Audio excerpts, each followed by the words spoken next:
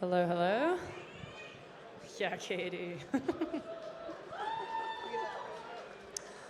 So I'd like to start by introducing our crew up here. I've got Katy Jeremko to my right and Rebecca Lamis to my left. We are part of the founding team of the Pussyverse. We're here to talk about radical love and empathy in leadership in Web3. Share a little bit about our backgrounds and what we are aiming to build with the Pussyverse. So I think a good place to start is just introducing ourselves, what we're up to now. Yeah, let's start with that. Katie? Hey everyone, I'm Katy Jeremko. My background is I've been in tech for about 10 years. Started my career at NASA working on open data sets. Was on track to become a civil servant, and then I got bit by the 3D printing bug, and I built a 3D printing hardware business, completely bootstrapped it, 3 Kickstarter campaigns, and then I got bit by the crypto bug and realized that economic freedom was the biggest potential to change our world. And now, with Pussyverse, really excited about focusing on women empowerment, and my other project is IndieDAO, which is a collective of independent designers and developers working on Web3 projects across the space. We work on things like level protocol. So quick background on myself, but of course, I'm excited to chat with you all today and excited to be here. Hi everyone, I'm Rebecca Lamis, CEO of Pussyverse, co-founding it with the team and Pussy Riot. And so I've been in the space since 2017. I have kind of focused in on contributing, consulting with DAOs and the organizational structures and governance structures with them. And in addition to that, I primarily focus on work that redistributes wealth and opportunities to low-income communities and BIPOC communities and just marginalized folks in this space and beyond. So beyond Pussyverse, I'm currently working with Justin Aversano's platform Quantum NFT, and also currently launching Commonlands, a decentralized affordable housing cooperative that's focusing on providing new permanent housing opportunities to low-income communities. Incredible. I feel like maybe we slightly touched on this a little bit, but everyone has such a different journey into Web3, a different way that they discovered it, hopped in, made that leap. I'd love to hear a little bit about what was that moment for you, what were you doing at the time, and what was the promise of Web3 that really made you take that extreme leap of faith that we've all made one way or another in the past year to 5 years?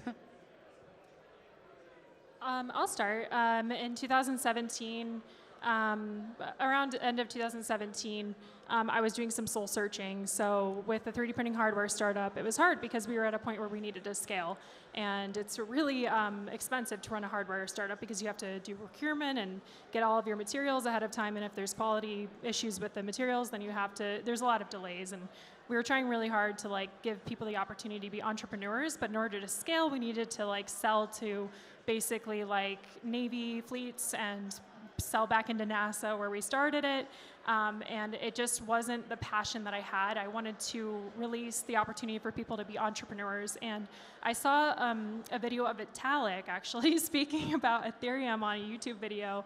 My partner showed it to me, and as soon as I saw it, I was like, this is going to change the world. This is exactly the type of freedom that we all deserve, and we deserve to be liberated, and economic freedom is exactly what we need to do that. So I got excited. We came to ETH Denver, hacked on a couple of projects, won a couple first place awards, and just from there we were just like, you know what, this is it for us. So we kind of went through the ups and downs of the market.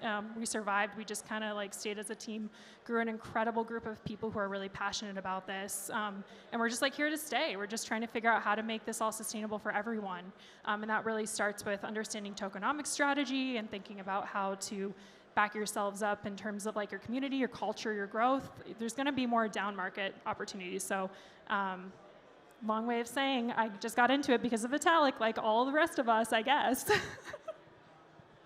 Yeah, so for myself, I was really lucky to kind of fall into the Tezos ecosystem back in 2017. Found the proof of stake incredible then. And you know what really interested me is as I spent kind of a year or so really diving into this space and learning as much as I can, I really understood the ability for us to create a new and equitable financial model and really economic model globally with this technology and toolkit that essentially Web3 is providing to us. And simultaneously, you know, the more I learned about the way we could really disrupt corporate America and the finance industry today with Web3 and blockchain and crypto, I found myself upset at all of the kind of gatekeeping to the space and how it's very difficult to onboard new community members because it's just not accessible currently. And so, you know, as I started to understand that farther and learn about that more, you know, I found myself going farther and farther and deeper into the space because I just wanted to use this technology and utilize it to really kind of reshape the way our economy looks today. And I've been very lucky and I'm very grateful that in the last kind of 2 years, the opportunities have kind of come up to allow me to go full time in this space and really commit myself 100%. And, you know, I'm so grateful to be here and to keep doing this work. Yeah, I couldn't agree more with, like, honestly, like, both of your philosophies going into this. I totally forgot to introduce myself as well. But I'm a product designer, lead product designer at Upshot, help with product operations at Friends with Benefits, advise a few different, like, culture meets crypto companies. Like, and I think what really made the leap for me was that as a designer, as a UX UI designer, I was like, this space is, like, so untapped, has so much potential, has the potential to change the world.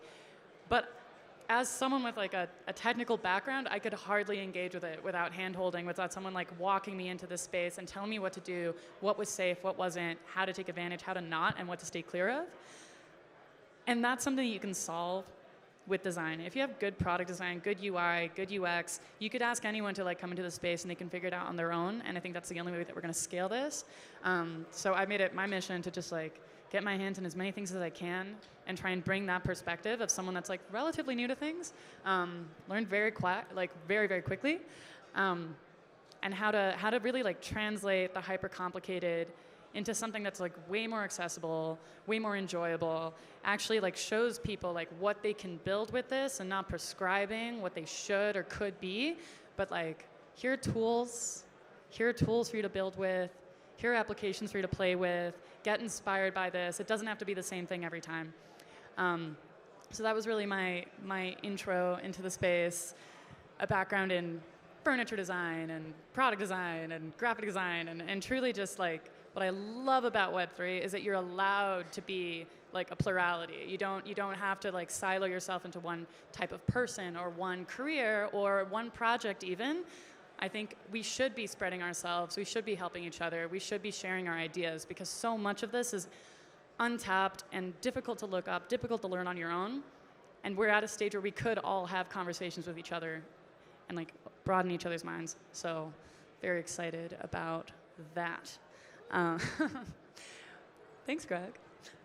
So something that brings us all together, as the name of this panel would say, is the Pussyverse. I think we should probably all talk a little bit about what the Pussyverse is to us and what we plan to build with that idea and that space in this metaverse Web3 world that we're creating together.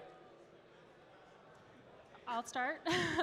So I'll just be completely vulnerable and say that I'm incredibly frustrated as a female business owner that I don't feel that I often get the respect that I deserve.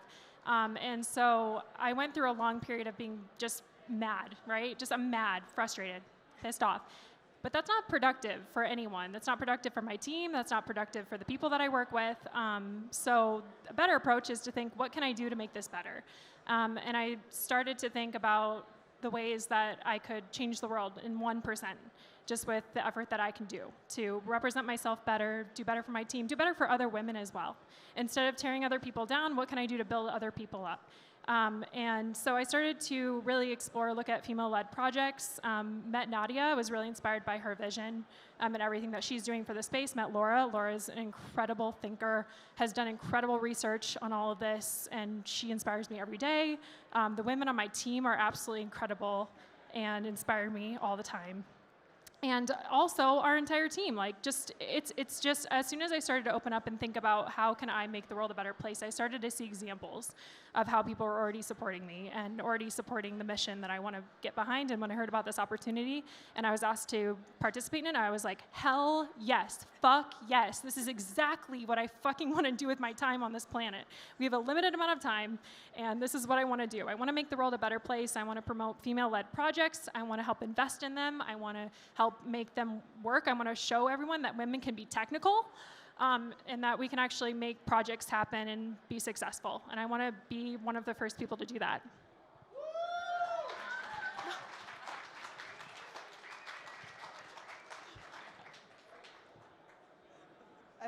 Yeah, I mean, it's hard to top that because it's just, she iterates, I think, everything that we all feel on the team. And what's, I think, has been so special since we started building this, something that Nadia and I have done a lot is reach out to some of the leading female, non-binary, and LGBTQ+ artists in this space, investors in this space, and really just creators at large. And when we tell them about the work that we're doing and how we're kind of trying to create an organization and a collective that is focusing on the female, non-binary, LGBTQ+ community and really creating a safe space for them while simultaneously proving that there is value in the work that we are doing and there is value in what we can create long-term, almost every single person we've talked to just agrees so deeply with where our sentiments are at. And then simultaneously, it kind of makes me sad that a lot of the females specifically that we've talked to haven't been able to talk about this with anyone else. You know, it's such a boys' club right now, and most of us are in companies that are primarily dominated by men, and you know, it's just kind of the work. We're lucky to have our feet in the door, but there's so much more work to be done, and then there's so much more work to make it more accessible and safe and sustainable for the female, non-binary, LGBTQ+ community. And I think specifically creating more communities and spaces where we can come together to collaborate, work, support each other is just going to be so key to kind of creating a larger platform for all of us. Because ETH has been around now since 2013, and you know, we haven't really seen a change in this environment yet. That's kind of ridiculous, honestly. And so I'm really grateful that there are a lot of people in this space who have the same mindset across the board of just really everyone in this space that are ready to kind of put in the work and do the time to make it a much more equitable and safe space for the communities in it. Absolutely. And I think such a huge component of why it's taken so long for women to find each other in the space and connect and like really carve out that real estate is because there's nowhere that points to every like female-led project, every woman working in the space, everything like there's no source of truth on that. It's very, it's upsetting. Like the loudest voices in the room are not often the marginalized voices in the room. And I think that one of the first steps that we're trying to take with Pussyverse is just like have this hub where you can come find and submit people that are not your average cis white man working on your average project, so that there's somewhere that you know to go to discover. And I think that discovery element, that networking element is extremely important. And then of course the financial support element of all of this, like keeping, like making this exciting, sexy, interesting, like what is this project and space is so important because it's not a charity case. It's not about like bringing them down from the bottom up. It's like, no, it's just like shedding light on the incredible work that's already happening and making it part of canon. So I think we're really trying to use that like cool factor, that wow factor, that like this is exciting work. These are exciting people and people that you should be following and listening to and giving them that platform with the access and communities and connections that we have personally. Yeah, and you know, one of my favorite things that we kind of iterate as a team quite a bit is that we do not need empowerment. That's not what we need. We need resources, we need opportunities, we need support, we need finances. We have every ability to succeed, but there just is a lack of connection to really giving us those opportunities at large. And you know, I think we were doing this work before 2021 even ended, but at the beginning of 2022, as I'm sure a lot of you know about, is only 5% of all NFTs that were purchased were created by females. That is insane. You know, after the incredible year that we had in 2021, that ideally primarily 95% of NFTs were made by men is kind of concerning that those are the only ones that were being purchased. So I think it just speaks to a lot of the work that we still have to do as a community. And I'm excited that at least in the last 2 months, I've seen much larger conversations in this space for both the LGBTQ plus community and the BIPOC community. And I hope that they are continuing to happen as we kind of level the playing field. I think all of us can consider ourselves leaders in different ways, whether we're in the spotlight or behind the scenes. And something that I've noticed from talking to both of you is that you have radically different ways of leading from every other person that I've ever met. And I think it'd be helpful and worthwhile to this audience to hear a little bit about your leadership styles and the differences that you find between the way that you lead and others that have a little more visibility around their style, and why you think it's important that you're bringing that new perspective to how we govern and lead in this space. My leadership style is mostly leading with my heart, honestly. I really care about people. I really want to understand who each person is, what motivates them, what frustrates them. I want to make sure that they feel happy, because nothing is possible without a good team. It's not just done by one person. So, that's, I think, sometimes called relational. But I also won't ask my team to do something that I would not be comfortable doing myself. And of course, if their expertise is gigabrain, galaxy brain, way outside of my expertise, then I want to really appreciate their time. And I really want to respect what they're bringing to the table, because projects aren't possible without really intelligent people who put their heart and soul into it as well. And at the end of the day, we're all humans. We all have hearts. And I know that sometimes in business, it can feel like we can't lead that way, but that's part of the change that I really want to see happen, is waking up from the dream that we're not humans and we're robots. No, we're not robots. We can make awesome shit happen if we just kind of come together and show our true selves and create a really positive working atmosphere and culture. And I think that's really important in DAOs right now. And so at Pussyverse, we're really focusing on that as well, as thinking about how can we promote women who don't have financial opportunity to participate? How can we use clever tools like fractionalization, and how can we use clever business and legal strategies to set up opportunities for them to come in and participate at an equal level as that 5% that Rebecca mentioned? How can we elevate that and make that a bigger number? We have to start with the people who aren't getting enough visibility.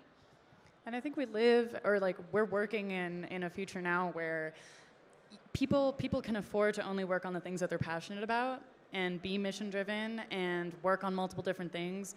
And I think, to your point, leading with love and empathy, and keeping that spirit alive in every project that you're doing, showing everyone how their piece is integral to this project, I think is what keeps things moving and keeping that humanity alive, because you want to work with the people that you love. You want to work with the people that you respect. If you're cracking a whip every 5 minutes, no one's going to come back. I know, I was joking with Laura about that earlier, that I've been cracking the whip this week. It's been a hard week, but our team is just great. So yeah. Yeah. Not too much to add to that. I think that really kind of speaks to how we work as a community and team. I think what's really fascinating about Web3 is it's a whole new kind of community and a whole new job opportunity and space. And so as a result, I think leadership for a lot of us in the space looks very different than what we were doing before now and in the Web 2 days. And what I have found that I really try to prioritize is, one, it's making sure that everyone that's a part of your team feels like they have ownership as well in whatever they're building and creating. I think that's a big thing we prioritize as a community at large, that corporate America does not do, and I think is what makes it really enticing to a lot of new community members, is that ability to have ownership in the products you're building. And then I think in addition to that, what I have found from some of the strongest leaders in this space is creating opportunities that allow community members to come in and out and working in the organization. We're all working on 10,000 different projects at once, and so being able to have that ability to commit your time when you find it most impactful and meaningful for yourself is really vital to the long-term kind of growth of your organization and success, I think, in Web3. Some of the ways that I think beyond just the financial as well, like ways that we can onboard more marginalized communities, like one of the biggest ones for me has been education. Is like there's always that argument that like, oh, like we want to hire more female developers, but there aren't female developers, and that's not true. There aren't as many, and there aren't as many women that know that they have access to this space. So I would love to hear a little bit about like how you two are thinking about onboarding and calling in. But I also wanted to mention that like personally been trying to set up like an internship program between RISD and Web3. So if you're a founder out there and you have design needs, like please approach me. We want to put women from RISD or non-binary folk from RISD into your companies for a summer and like start learning about the space and like start getting access to this. And I encourage other people that have access to universities to start like trying to set up programs like that as well, because it's not something you can just, it's not something that you can just look up on Google and learn. Like you do need access and exposure, and the easiest way to do that is to get someone in the room, and that's such an easy way to do it. Then beyond that, just thinking about how all of us got into the space, I know I was just called in by another person. I was called in by another woman, another creative director. She pulled me in. She was like, we need a product designer. I think you can do that. Let's run with it. And more I hear that story. So if we all just like went out and called in one of our friends who had no idea that they could be in here without being a developer, I think suddenly we'll see a huge demographic shift. But people just aren't doing that. So again, like take the time to call in your creative, smart, passionate friends that are open-minded, are curious, are looking for work. There is so much to go around. And that is like one of the main steps that you could do towards like diversifying the space as well. Yes, Laura, yes. Oh my gosh, that's so true. We all have the opportunity to teach somebody else how to enter the space. And I think that right now is the time where we're kind of rebuilding the internet, right? So we all have the opportunity to participate in that, figure out governance rules and how different tokenomic strategies can work, helping to elevate female-led projects and incubate them and really give them a place to shine. And so like we have to think about that in terms of the responsibility and the weight that that carries, and making sure that we can truly rebuild systems that support every single person from the lowest common denominator. We're not just trying to give power back to the same types of people that had power previously, but what would the world look like? I think this is the thing that we the three of us and the rest of the team chats about, is like, what can we do to rethink the way that the world should be, and set a vision for that and execute on that in a way that other people can grasp and lean into, and maybe can be even a place where people find other female projects and can support them, and they're actually financially viable for you to invest in and participate in, and it's not just a pipe dream, it's actually tangibly at the bottom line, it's actually a very valuable thing to be investing in. Yeah, and I would say adding to that as well is I think just educational onboarding is such a priority within our organization, and that's one of the biggest things I've enjoyed about working with Pussyverse and on this project is, you know, for many years, you know, I find it almost scary how much of a lack of educational onboarding there is in this space, and specifically I would say by our leaders in this space, those that have the largest following or the largest wealth. Most of them do not seem to prioritize onboarding of new community members. And I think it's so important that if, you know, we're building Web3 to kind of be a 180 of Web2, make it accessible, make it equitable, redefine what our economic and financial structure looks like, then from day one, we have to make sure that this space is accessible. Because if it's not accessible, you know, it's not revolutionary at the end of the day. And it's so important for us to prioritize this educational onboarding to communities that may not have the resources or opportunities traditionally to come into this space.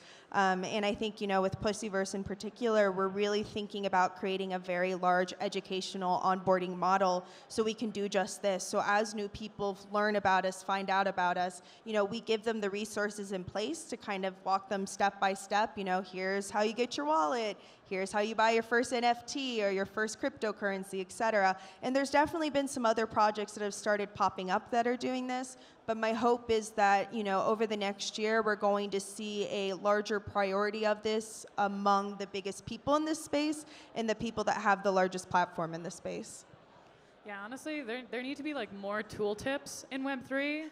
Like every other word, just define it. Yes, please. So that we're Yes, please. at the very least, people can ask those questions themselves when they're using these products because they're incredible, but the language itself is inaccessible. So that's one easy thing you can do is just tooltip your entire DApp. Another Can you just thing. make that like a meme, please? Yeah, seriously, tooltip Web3. Need more tooltips. We need more tooltips. The other thing that I think we desperately need, and I hope that someone out there is like got a little bit of free time and is like a mega developer, is just like warn people. If they're about to connect their wallet to something that's like been draining wallets for the past 5 minutes, like we know that.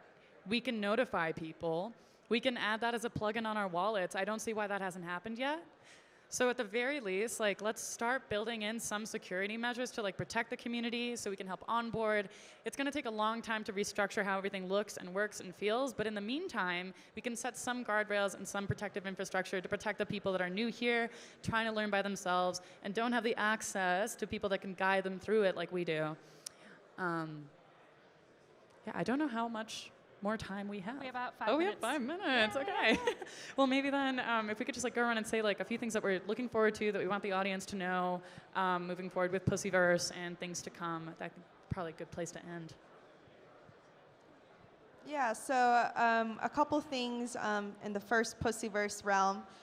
So we are officially publicly launching this organization and a DAO. We can't officially announced the DAO yet, but a DAO that is going to be focusing on financially supporting and investing in just female, non-binary, and LGBTQ+ creators, as well as collecting their art. And so that'll be happening on March 3rd. Definitely give us a follow and look forward to that. In addition, if you're at South by Southwest, we'll be having our first launch event on March 11th, open to the public. If you hold any of Grimplin's or Pussy Riot's or Trippy's NFTs, you're going to get a free pass in. So just be on the lookout there. And then I guess kind of the final thought that I would leave with you guys from my perspective is, you know, like what's the call to action from this? First and foremost, I would really prioritize all of you within your communities to kind of think about how you can onboard new people into this space. You know, think about how you first got into this space and what if that conversation had never happened. You know, I think there are so many people that I worry are going to get left out. And so thinking about how you can support your communities and getting in is really a priority. And then the second thing I would really encourage everyone to do is really think about, you know, these marginalized communities, women, non-binary, BIPOC, LGBTQ+ communities. Remember that they don't need empowerment. You know, this word gets thrown around a lot in this space. It's that they need funding and they need opportunities and they need support. You don't need to give them empowerment, as people say. Rather, give them the larger platform and resources to make it happen. So I definitely encourage people to think about that in their kind of like day-to-day work or their personal lives on how they can do that with their community. Amazing, amazing. There's so much exciting stuff happening. Yeah, so I think just like my perspective on this is I want to be part of that change of cultural shift that can happen where we can embrace other types of leadership and more feminine-led strategies, I guess, in terms of just like being okay with a different type of leadership style and also just embracing it and believing that that can lead to success. We have to set that first foot forward and all work together to make it happen. I think that masculine leadership is really important too. And I think that those two work really well together like yin and yang. And you can't have one without the other. So I think we've been a little bit imbalanced in the past, and that's okay. But we're all in a period right now where everybody that's here right now is excited about the change. And I feel really excited about the energy in the audience. And I feel like everybody that is here listening is wanting to be part of that change. So I think as the Pussyverse team, we would love to hear your thoughts on how you want to see that change happen. And as Rebecca mentioned, we're at Pussyverse X on Twitter. So if you want to follow us and check some stuff out there and create the conversation with us, we want to hear your thoughts on what you think that looks like, especially as it pertains to NFTs and just female-led tech projects. Thank you, everybody. Thank you, guys.